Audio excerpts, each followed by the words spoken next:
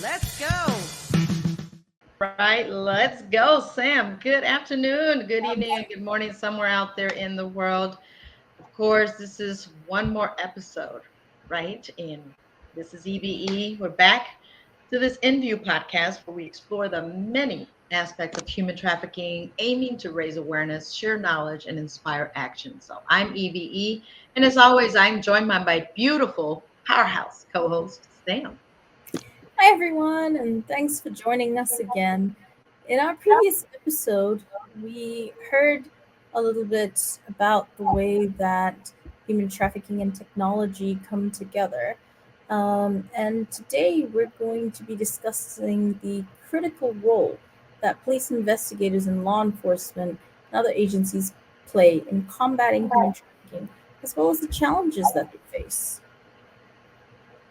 That's right, Sam. Law enforcement is often the first point of contact for victims seeking help and the key force to identify, investigating, and disseminating trafficking networks. However, the task is anything but simple. And I think that's it. It's nothing simple. The complexity of trafficking cases, the need for specialized training, and the limitations of resources all make this a challenging and multifaceted issue. I know here at Rahab's Daughters, we have our own challenging and we offer trainings, right? Listen, to start with, let's just talk about the role of law enforcement identifying victims. Trafficking victims are often hidden in plain sight. We know this, we see it every day, whether it's in a brothel, a factory. I am sitting here in the beautiful Niagara Falls today, and I can tell you that all around me in the wineries, we see evidence of agriculture workers being trafficked, right? And we see it in private homes. And law enforcement officers need to be trained to recognize what does trafficking look like. Right. As do we all, to be fair, Eve, right? Because in a lot of ways, people don't know what they're looking for. It's, I agree. things like poor living conditions, signs of anxiety and fear, the ability not to answer for themselves or control over their documents, or all sorts of different things, right?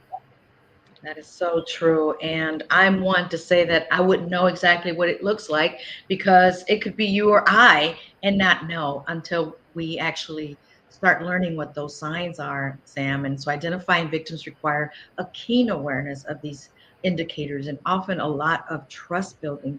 Many victims are afraid to come forward due to the threats from the traffickers, the fear of law enforcement. I mean, instead of going to them, they run from them, right? Or lack of awareness that they are with victims. This is why training for law enforcement officers rather is so crucial. They need to approach potential victims with empathy and understanding and provide a safe space for them to speak out, which is why to me it's great that we actually have some partnerships with some law enforcement officers. Yeah, no, absolutely. Listen, at the end of the day, law enforcement has a tough job, right? Because they're not well trusted. I just spent a few days with different law enforcement agencies, and I will say that it's different from country to country as well, right? So the way that it's managed in Europe is different to Canada, is different to the US. In fact, there's still places in the US where human trafficking, which many classify as prostitution, is considered a felony, and still, many times the victims are arrested, which thankfully in Canada is not a thing, and in several other countries is not a thing. But it is an area in which law enforcement have a difficult task because they play a crucial role in investigating trafficking cases. These investigations are super complex, right? They require coordination across multiple jurisdictions, sometimes even countries. The traffickers are highly organized in their operations, and they can involve a lot of web activity, which makes it harder still. And from recruitment and transportation to exploitation and money laundering, at the end of the day, it's a tough case for law enforcement to bring to bear. And this is why we see such a small amount of trafficking cases brought to trial for actual human trafficking. We see more for racketeering, money laundering, tax fraud, all these sorts of things, versus actually human trafficking, because it is a tough sell for law enforcement to get the sort of burden of evidence necessary. And that's where the specialized units and task force come in, right? And so many law enforcement agencies have created dedicated human trafficking units that focus specifically on these crimes. And these units often work closely with other agencies, including federal authorities, the NGOs, and the international organizations to gather intelligence, conduct undercover operations, and rescue victims. So I am happy when I hear that some law enforcement units actually know what it looks like because they've taken the time to be trained to know what to look for, actually, right? Yeah. I mean, one of the biggest challenges, like if it's interfamilial trafficking, we were just talking about a case this week. And how do you collect evidence on that when the traffickers are going to great lengths to keep it a closed network, to cover the tracks, to use coded language, to have multiple locations and multiple family members involved? A lot of times there are very sophisticated financial schemes to hide their activities.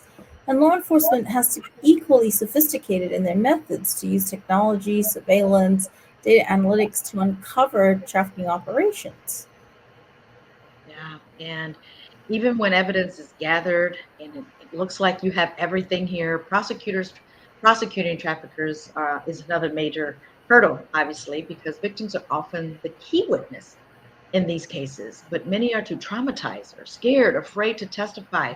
In addition to that, trafficking cases can take years to go through the legal system, folks, and even without the necessary support, some victims might withdraw or disappear before the case is concluded. I mean, this is really crucial, people. It's not like a walk in Yeah. the park that I saw and now I'm going to testify. It Listen, doesn't it's a happen that way. significant issue, Eve. I mean, it's tough, right? Because trafficking cases are often minimum months, but often years to get all the data together.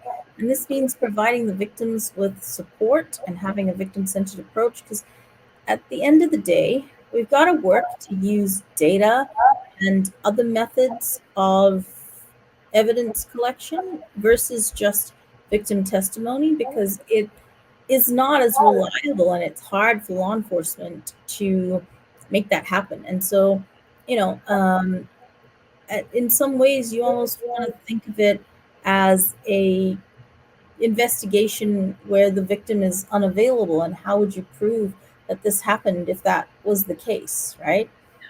Either, and it's very, very difficult because you want participation in legal process, but a lot of our victims are in no condition to be a part of the process for law enforcement because they are so heavily traumatized by what they've been through. Some are in, behavioral health, others are in the hospital for lack of food or nutrition or, all sorts of things. And so they their physical and mental health is of a higher priority than managing the legal situation, and yet law enforcement needs that information to make timely arrests and those sorts of things. So, it's a tricky tightrope for law enforcement to walk because they're trying to get there with the victims so that they can participate in the legal process without fear of retaliation or re-traumatization. And that's a tough one, right? Because they have to tell the story quite a few times. Well, one, they're not even in the right place of their mind. And another important aspect of law enforcement role is their collaboration with the NGOs and community organizations such as ours, right? And these Hmm. participations or partnerships rather are crucial because the NGOs often have the expertise and resources to provide immediate assistance to victims. And while law enforcement focuses on the investigation and prosecution aspects, then working together they can ensure that victims are not only rescued, but also given the help that they need to recover and rebuild their lives. And I have seen it myself now, Sam, as you said, I have been like walking with you now and seeing how it all unfolds when there's a collaboration with one of the NGOs from the law enforcement. And you can help, right? Listen, at the end of the day, collaboration extends to local, national, and international efforts. And because human trafficking is a global problem, we've got to operate across borders, across oceans, um, because the routes in which traffickers are bringing girls into the country are quite different, and international cooperation is vital in tracking down traffickers who move victims from one country to another. While this is not one of the largest forms of trafficking, it is a problem. And when we share intelligence and coordinate operations, dismantling this type of network can really help on a global scale. Yeah, absolutely, Sam. And agencies like the Interpol, the Europol, along with national law enforcement bodies, work together to combat trafficking as an international level. As you mentioned before, Sam, this is everywhere. It's not just national; it's international. So they conduct these joint operations, share best practices, and ensure that these traffickers cannot escape justice by simply crossing a border. It's not that simple. But by having this collaboration, we can certainly help worldwide. No, for sure. I mean, as we worked the Olympics earlier this year and we looked at routes, right? And we saw four main routes coming out of the Ukraine, coming out of Palestine, coming out of Congo and Syria. And when you think about the fact that a lot of these women were trafficked, a couple that we rescued came from the Ukraine to Poland to Germany to France, right? So Wow. now, which agency of law enforcement is in charge of that? Because they've just traversed four different international borders, right? Even though they did it on land, they still went into four different countries. And Mhm. as such, you can imagine that this is a problem because the jurisdiction gets quite complicated. Right. And then on top of that, you've got the fact that they were passed, right, from one trafficking organization to the next, complicating things even further.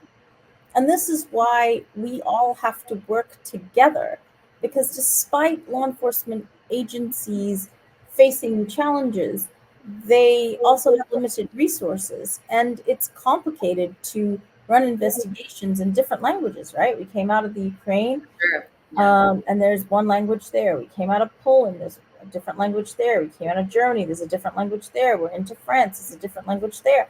So when we think about investigations, there's language skills, there's different technology, there's different parties, and it gets really complicated. So law enforcement has to continue to evolve those strategies and work in partnerships with other organizations because there's no way, Mhm. as I've always said, Eve, there's no way for one organization to combat human trafficking. You've got to Yeah. work together because this is working cross border, cross language, and there's no way that any one agency can do it all. That is so true because human trafficking, obviously, we've said it is worldwide, but there's a huge number that has yet to be reported, and not one, like you said, Mhm. Sam, not one agency can do it alone. And of course, one thing we must remember is that the law enforcement officers are often dealing with incredibly difficult and emotional situations. I mean, you're dealing with people that are traumatized heavily, right? So they see firsthand the horrors of trafficking and are tasked with bringing justice in cases where the victims have endured unimaginable suffering. You and I, well, you can, Sam. You are the survivor, but those that have not, we can't imagine the suffering. So supporting our law enforcement and ensuring that they have the tools and training they need is crucial in this fight. I mean, look, you just last night you collaborated with law enforcement, right? They found a survivor with a baby, right, under one, Yeah, and they needed to get her off the street immediately, and we were able to collaborate with them to do that. But they saw her suffering, and they didn't arrest her as a victim, but instead they provided her with resources, being us, to assist in that. And I think, you know, that kind of law enforcement collaboration is critically important yes, in yeah. this fight, right? But, as we sort of conclude today's episode, I really want to acknowledge the brave men and women in law enforcement who are dedicating their lives to combating human trafficking. And while there's certainly some bad eggs, and certainly, in the time I was trafficked, there were law enforcement officers that exploited me. There are also Wow. an equal number of law enforcement officers that are giving their lives to fight this. It's challenging work, but without them, we can't bring traffickers to justice. right? So it's super important that we look at the good in this. And definitely we saw good last night, Sam, Mm-hmm. and it was heartfelt, rewarding to say we are making a difference. We are fighting against human trafficking. So we also want to remind our listeners, Sam, that combating trafficking isn't just the responsibility of law enforcement. We all Mm-hmm. have a role to play in being vigilant, reporting suspicious activity, and supporting victims. So if you see something that doesn't seem right, don't hesitate to reach out to local authorities or an organization that can help, or join or call us. You have a hotline number flashing on the bottom of the screen. Mm-hmm. It is so important when you see something, say something and do something. Absolutely. Thanks, everyone, for joining us for this important discussion. In our next episode, we'll be exploring how businesses and consumers can play a role in preventing trafficking, particularly in relationship to ethical supply chains and corporate responsibility. It's going to be an enlightening conversation, folks. So we hope you'll tune in and share these shows with others. Share these episodes with others to bring awareness to their hometown, to their community, to their family. So if you found today's episode informative, please, as again we say, share it and consider supporting our organization that are working to combat trafficking and support victims, such as our organization here with Rahab's Daughters. Yes, folks, we definitely need your support. We need volunteers. If you like working with survivors, we would love to have you. If you would like to not work with survivors, we would still like to have you. We need help to plan events, to plan fundraising, to talk to our donors, to talk to our volunteers, to do administrative work, bookkeeping, whatever your skill set is, folks, we can put you to work. So please, thank you for listening. And if there's any way that you can join the fight, we'd love to have you. Stay informed, stay safe, and we'll see you next time on InView.